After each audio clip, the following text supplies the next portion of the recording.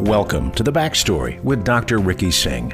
This podcast is focused on bringing you the latest research-based information about dramatically improving health, well-being, and quality of life. And here's your host, Dr. Ricky Singh. Welcome to The Backstory. You know, in medical school, we are all taught to ask the three basic questions in a patient's social history. We ask, do you drink alcohol? We ask, do you do drugs? Do you smoke cigarettes?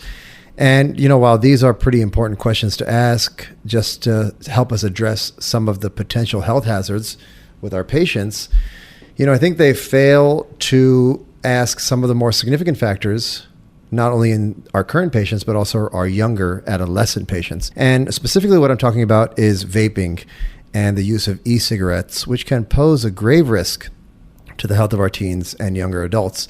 And that's kind of the topic that I want to confront today. My guest is an assistant professor of clinical psychiatry here at Weill Cornell Medicine and part of the Addiction Psychiatry Team here at York-Presbyterian Hospital. He specializes in taking care of patients with substance use disorders and addiction and has published many articles related to steroids, club drugs, which sounds exciting, hallucinogens, all in different journals. So please welcome Dr. Mashal Khan. Dr. Khan, welcome to The Backstory. Thank you. So tell us a little bit about you. What's your backstory? Where were you before you joined us here at Weill Cornell? Your specialty of practice and some of the patients that you take care of. Well, I'm from Pakistan. I came over to this country almost 10 years ago. Came here for training. Went through psych residency in Brooklyn. Did my addiction fellowship at Sinai. And Cornell was my first job out of training. And how did you decide to specialize within psychiatry to addiction medicine? It's a great question. The thing about addictions is that there is such a high prevalence of substance use within our psychiatric population that I felt that it was a skill that I needed to acquire to better help my patients in general. And it's just that drugs in general are like, you know, your people are self-treating to address different kinds of pathology. And it was just very fascinating to observe and further learn. And I was in training during the opioid epidemic, so it was hard to ignore as well. There's a show that my wife and I just finished on Hulu called Dope Sick. I don't know if you've seen that or are familiar with it, but you know, very enlightening on how pharma was also really involved in getting doctors to prescribe this very dangerous medication. Yeah, and we're seeing another iteration of that with amphetamine prescriptions, with over-prescribing amphetamines to children that may or may not have inattention spectrum issues. There's a reckoning due on that front as well. Sure, no question. And I want to address that as well. So in your patient population, are you treating mostly adults, mostly teenagers and young adolescents, or kind of a mix? Most folks over the age of 16, predominantly people over the age of 18. I'm not child and adolescent trained, so I don't take on patients that are younger than 16. Gotcha. So let's talk a little bit about vaping today. You know, so a survey came out a few years ago called the Youth Risk Behavior Survey, and it showed that over the last 20 to 30 years, there has been a significant decrease in the number of teenagers smoking combustible cigarettes. This is like the regular Marlboros, Camels, things like that. Yeah. And the survey reported that 70% of these teenagers went down to 58% in 2003 to about 25% a few years ago.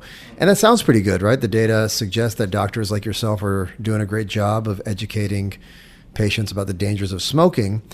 But one of the unforeseen side effects was this explosive rise in the adolescent use of e-cigarettes and vaping, which is kind of normalizing the use of cigarettes.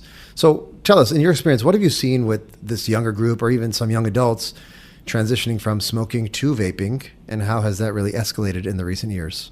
I say since the 80s, there has been a gradual decline, but over the past 2 decades, there's been a sharp decline in cigarette use. And there were a number of factors that contributed to that, including the public's awareness around the health consequences, governments tightening regulations around where and how one can purchase or smoke. And even in New York, you know, the taxes on cigarettes are so high that sometimes it's cost prohibitive to buy cigarettes. It's close to $15-16 a pack. Sure. But it took a long time, right? I mean, we knew about the deleterious health effects of cigarettes for many years.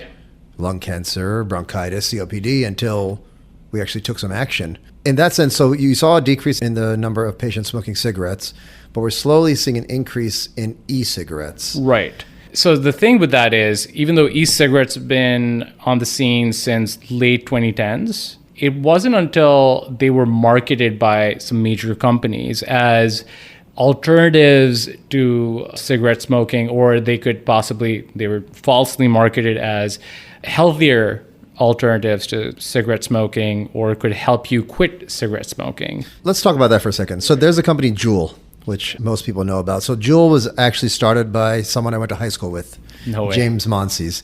And he and I are still in touch, and we talk about his progress from what used to be Plume and Pax, now all the way to Juul. And, the mission statement of the company that he started when he was at Stanford was to get patients off cigarettes, to smoke e-cigarettes, which was, quote, safer. So question number one, did you see that to be true? Did you see that it was actually successful at converting some of your patients who were addicted to cigarettes and transitioning them to an e-cigarette option?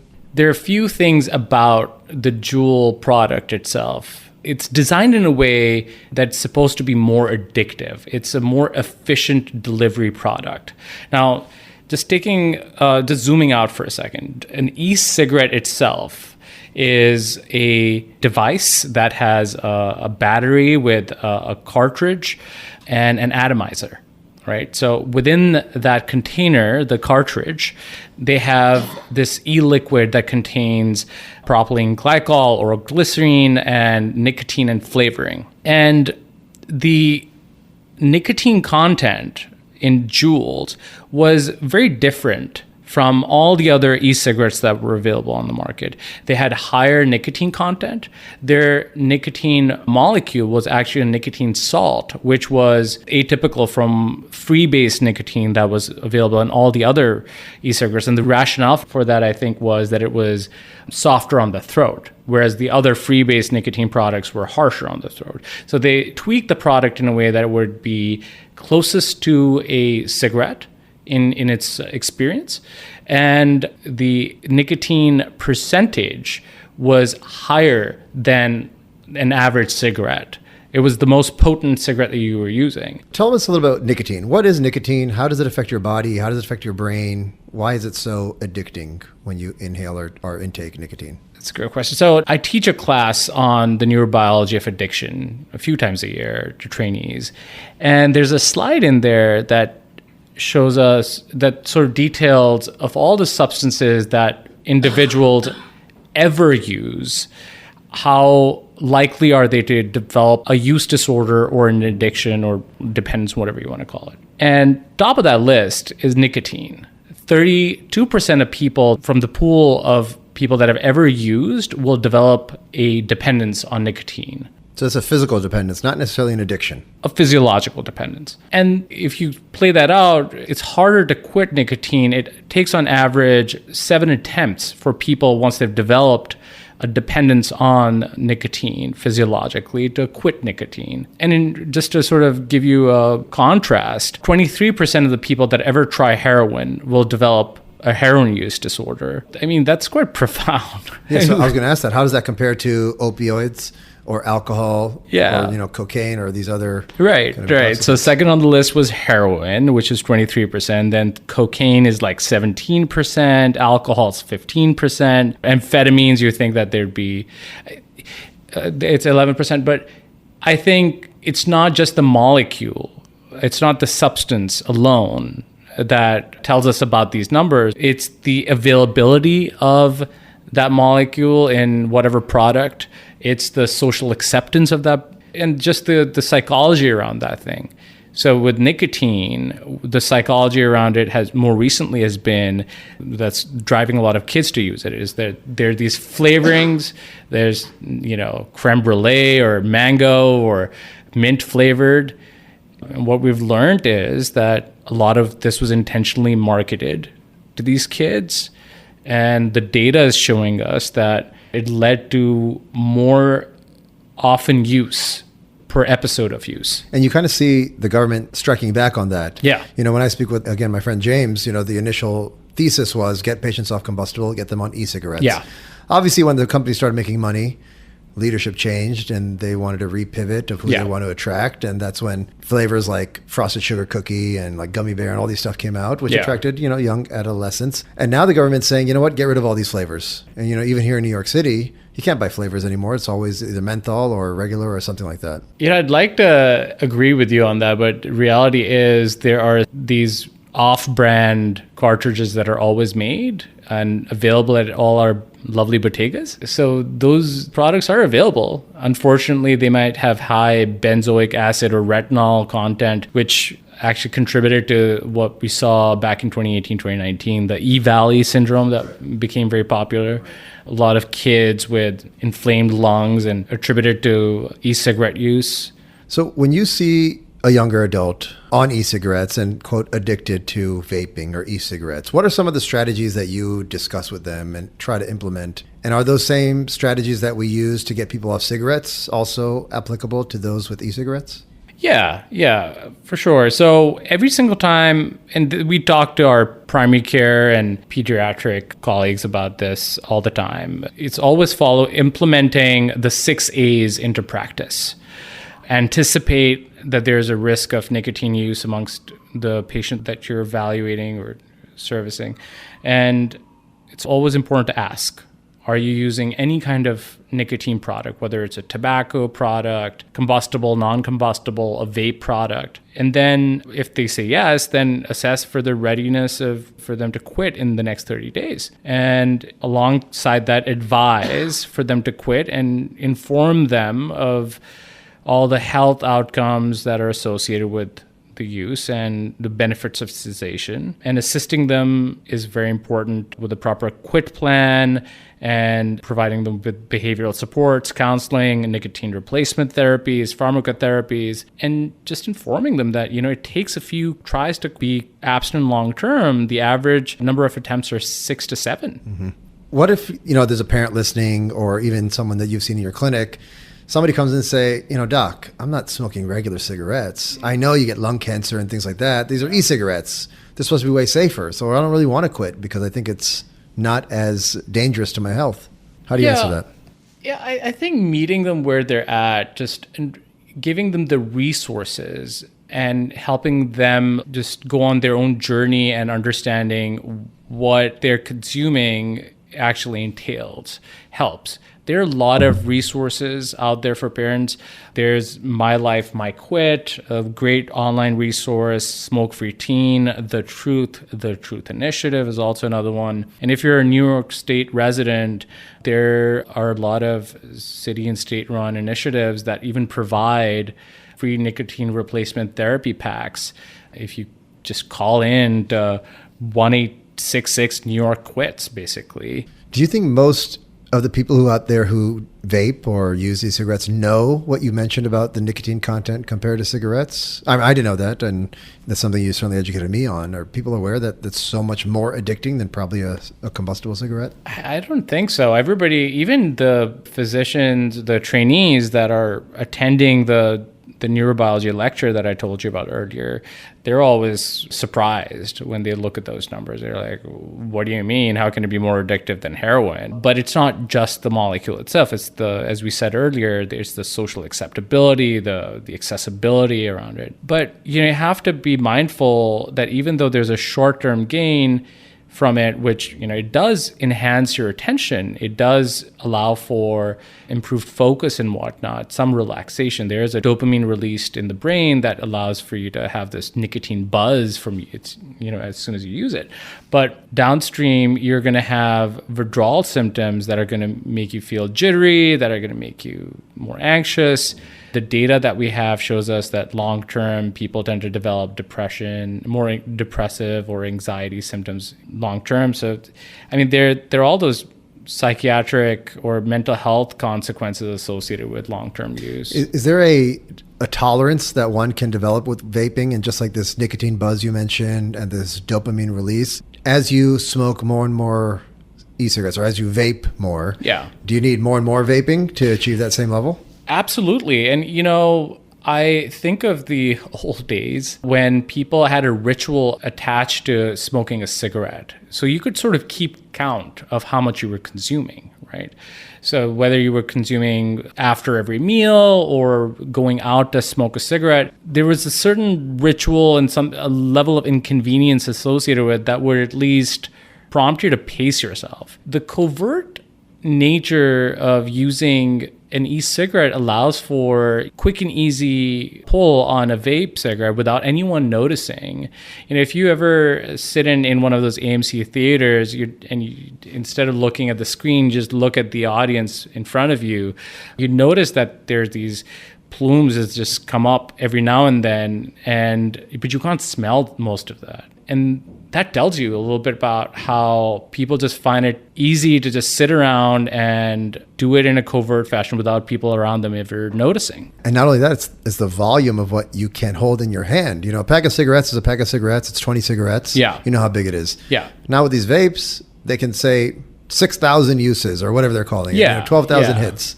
And it's still in one little cartridge that you can just hold in your hand. I think it's roughly 200 pulls or something like that. But so the 3% cartridge on a Juul, I hate that we're just bashing Juul, which now, by the way, does not have much of a market share. There are other, since the whole intervention from the FDA, and they've become less popular. But just to give you a volume reference, 3% Juul pod had 23 milligrams per pod, and 5% Juul pod had like 40 milligrams of nicotine. Uh-huh. And how that translates to, in comparison to a cigarette, is that a cigarette has inhaled anywhere between 1.1 to 1.8 milligrams. So a cartridge has like a pack's worth of cigarette nicotine in it. Maybe even more. Maybe even more. Right. The 5% has a little bit more. Right. What are some, you mentioned some already, long-term effects of chronic nicotine use? Yeah. You said short-term, maybe a little attention, you get focused, but what are some negative things that happen down the road? Are we talking about nicotine products in general, or are we talking about even like tobacco products and including the... I guess that's a challenging question, because if you have someone on the patch or gum, is there negative long-term use of those devices? Well, those are harm reduction interventions. And the idea with a patch or gum or a nicotine lozenge is that, there's a timeline that you agree upon that, in 3 months or 2 months or 6 months or whatever it is, you'll quit after that. There's a quit date in mind. You can perpetually continue to use it, and some people are in that cycle. But you need to have the intent to quit, and that would be the most appropriate use for those interventions. It's not to say someone who is nicotine naive, who's someone who doesn't vape or doesn't smoke cigarettes, wants a little bit of help with attention and focus to use one of these nicotine medications. You said that's not the appropriate use. There is a market for that, I know, but the delivery system is important to focus on when trying to answer that question. So there are these, I believe it's called snuff, the small pouches that you keep in between your teeth and your gums, and you just allow for a slow release of nicotine. But depending like chewing tobacco? Like chewing tobacco. Which also has some mouth cancer risks. That's exactly where I was going. Right. So that has a mouth cancer risk associated with it. We don't fully understand the health consequences associated with the newer products that are available, including e-cigarettes, by the way. We just have 4 or 5 years worth of data. And the whole E-Valley syndrome that came about in 2019, that was because someone was customizing their e-liquid and added extra retinol, or the deposits that were coming in from China or whatever had extra retinol and caused alveolar damage. So we will learn a lot more over the next decade. Hopefully this does not continue as a trend over the next decade. But I think we don't know enough about it to say things definitively. There's also some studies that came out that suggested that people who vape or use e-cigarettes are more likely to use maybe marijuana. Yes. Now that some of these cartridges can put marijuana or cannabinoid oil in them. Yes. What have you seen in your practice or in the studies? Yeah, it's the same sort of transition that we saw in the past with people that smoked cigarettes. The same sort of proportion of people that were smoking cigarettes had a crossover or that gateway effect, smoking tobacco or smoking joints or combustible marijuana products.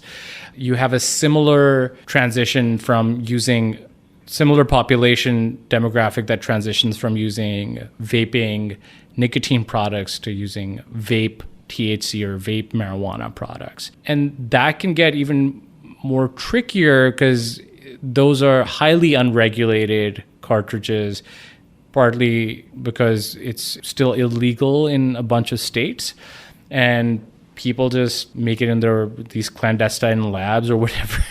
God knows how much benzoic acid or retinol is going in there, and can cause more lung damage. So independent of the risks of the THC, there's also risks of some of these products that aren't not regulated. Yeah.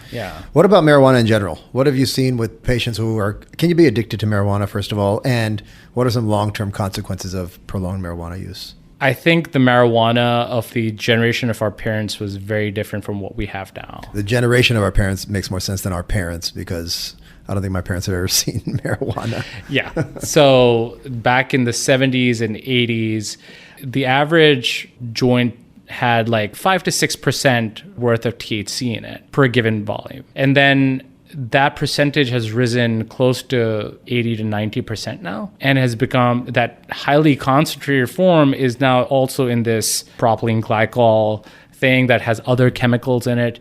You're also inhaling possibly heavy metals that get atomized with the coil that allows for the vapor to be formed.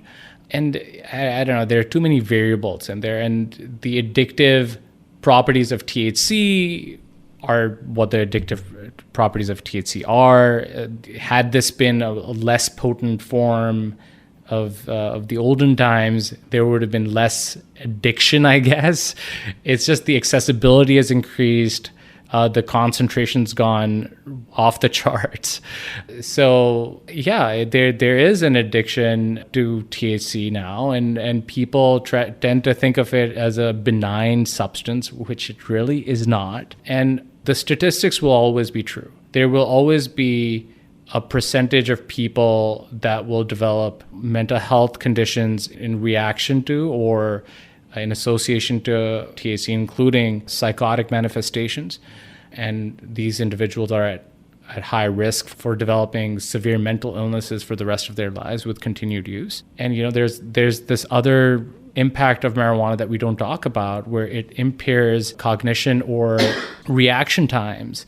And what about the people that are consuming THC products and then are driving and their reaction times are impaired and get into accidents? You have a breathalyzer to pick up on blood alcohol levels, but what are you going to do when it comes to, marijuana use?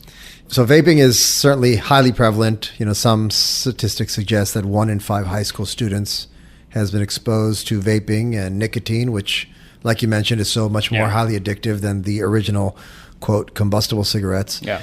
So what do you say out there to people who are listening, maybe to parents or even young adults who say, you know what, I'm probably vaping too much. I need to quit. Mm-hmm. And you mentioned something earlier about the 4 A's to quitting. Tell us about those one more time, what those are, and what are some steps individuals can take to really being successful?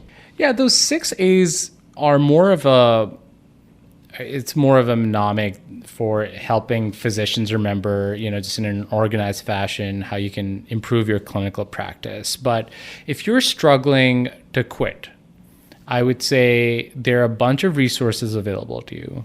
If you have a primary care physician or a pediatrician, reach out to them. Tell them that you're interested in quitting, and they'll guide you through the process. They'll guide you through all the risks associated with what you've been engaged in and the benefits of quitting. They'll offer you nicotine replacement therapies, pharmacotherapies, different behavioral supports that are necessary for supporting your abstinence. And they'll provide you with the resources that can increase your chances of long-term success in abstaining from nicotine. And then there are these online resources available to you. Go online, check out these smart, these websites such as My Life, My Quit, Smoke Free Teen, The Truth or The Truth Initiative. If you're a New York State resident, you can also go to NewYorkSmokeFree.com or call 1-866 New York Quits. And if you're in the area, you're more than welcome to come over to the program that John Avery and I run called the Youth Nicotine Program, and see if we can help you. We'll be sure to share all of those links and the phone number and, of course, your contact information. We had Jonathan Avery on the show, I think almost 2 years ago, right when COVID first started.